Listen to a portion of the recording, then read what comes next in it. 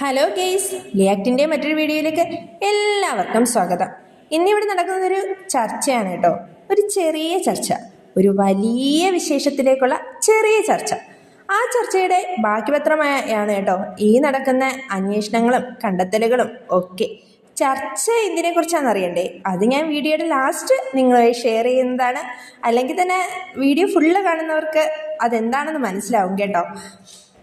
അപ്പോൾ ആ വലിയ വിശേഷം എങ്ങനെ വെറൈറ്റി ആക്കാമെന്നുള്ള കണ്ടെത്തലുകളാണ് കേട്ടോ ഇവിടെ നടന്നുകൊണ്ടിരിക്കുന്നത്.